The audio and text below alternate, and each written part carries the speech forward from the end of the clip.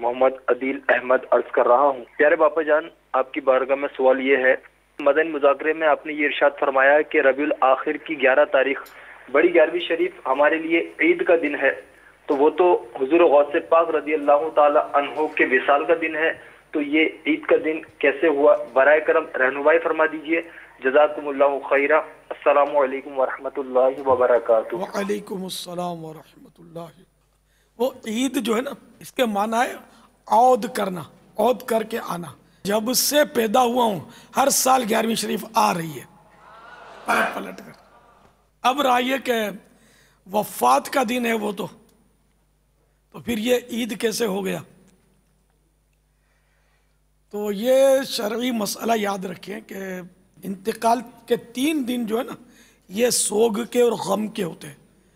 इसके बाद जानबूझकर सोग मनाना यह हराम है। तो मेरे मुर्शिद गौस पाक को पर्दा किए तो सदियां गुजर गई। तो यूं भी मतलब ये कि ये यौम गम नहीं है, वरना हदीस शरीफ में तो हर जुमुआ को ईद कहा गया हदीस मुबारका में। अच्छा, अब जुमा को किसी न किसी की वफात का दिन भी होता है। कई बुजुर्गान दिन जुम्मा को वफात पाए हैं। खुद गालिबन आला हजरत का भी जुम्मे का ही दिन था जब विसाल हुआ था, 2:38 और हमारे यहाँ 2:08 पाकिस्तानी। गालिबन जुम्मा का दिन था वो, अगर मैं भूला नहीं तो ये से जुम्मा को दिन तो बहुत सारों का इंतकाल होता है। मेरी अम्मी का भी शब जुम्मा को इंतकाल हुआ, तो जुमेरा तो जुम्मा की दरमियानी शब। तो अब जब भी जुम्मे को ईद आ जाए, बकरीद या मीठी, तो क्या मैं गम मनाऊंगा? ईद नहीं करूंगा। तो यूं गौस पाक रज़ी अल्लाह तआला अन्हु 11 रबीउल आखिर को इंतकाल फरमाए थे। तो जो अल्लाह के नेक बंदे दुनिया से जाते हैं, वो उनके लिए तो खुशियां खुशियां होती है। वैसे हदीस पाक में अल मौत तोहफतुल मोमिन, मौत मोमिन के लिए तोहफा है। मौत कोई आफत नहीं है जिसको हम मतलब यानी कि पता नहीं क्या क्या हमने ज़हन बनाए हुए हैं, तो मोमिन के लिए तोहफा है। तो गौस पाक के मोमिन होने में क्या कलाम है।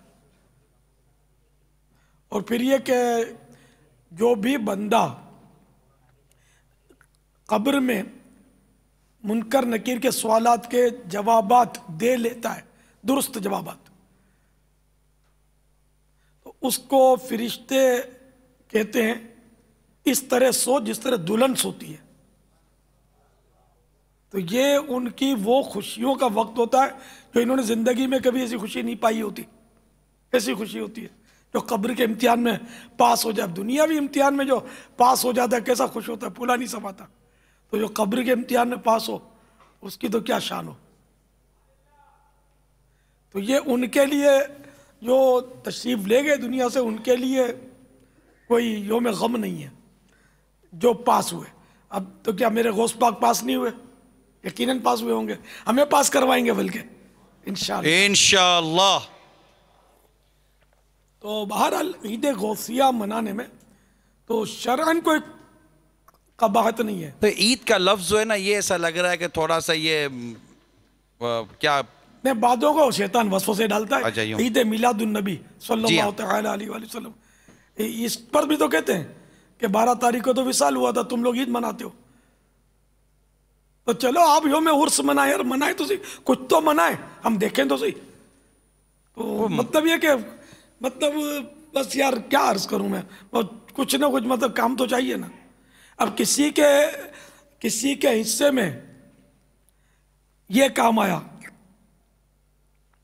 कि आका की सनाखानी करते हैं, औलिया किराम का जिक्र खैर करते हैं और रहमतें लूटते हैं, और किसी के हिस्से में तनकीद आई। मेरे आका की मदहा सराई अहले सुन्नत के हिस्से में आई, अहले सुन्नत के हिस्से में आई। बिगड़ी आका ने अपनी बनाई, बिगड़ी आका ने सबकी बनाई, हम भी किस्मत जगाए हुए हैं।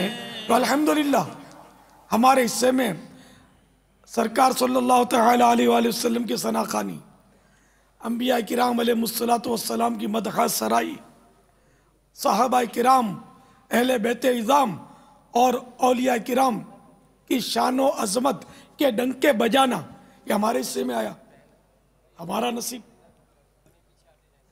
कुल्लु ज़ी नेमतिन महसूदुन, यह हदीस शरीफ, मुतलक्कन हदीस शरीफ बयान कर रहा हूँ कि जिसको कोई नेमत मिलती है उससे हसद किया जाता है। तो अल्हम्दुलिल्लाह हमें ये मदह सराई की नेमत मिली है अल्लाह की रहमत से। हसद करना शैतान का काम है। तो आप भी हमारे साथ सब मिल जाएं, वसवसों को दफ़ा करें और आका की सनाखानी करते रहें, औलिया किराम की मदह सराई करते रहें। वो एक मनकूल है ना, इंदा ज़िक्र सालिहीना तंज़िलुर रहमा, नेक बंदों का जहाँ जिक्र होता है वहाँ अल्लाह की रहमत का नुज़ूल होता है। तो गौस पाक का तस्करा करते रहो। ये तो सिर्फ नेक नहीं है, नेक घर हैं, कितनों को नेक बना दिया इन्होंने। तो इनका तस्करा करेंगे तो ज़रूर रहमत इलाही का नुज़ूल होगा इंशाअल्लाह। हम तो उम्र भर गौस पाक का तस्करा करते ही रहेंगे इंशाअल्लाह, रहमतें लूटते ही रहेंगे इंशाअल्लाह। खुदा के फजल से हम पर है साया गौस आजम का, हमें दोनों जहां में है सहारा।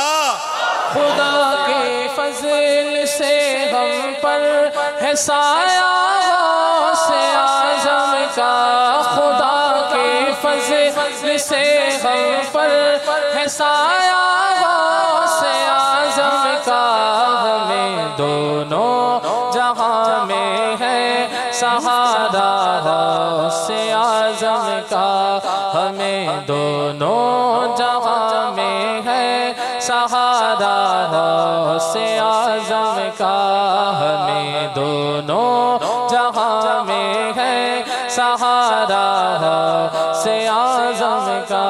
करम या शाह जिलानी, करम या शाह जिलानी, करम या शाह जिलानी, करम या शाह जिलानी।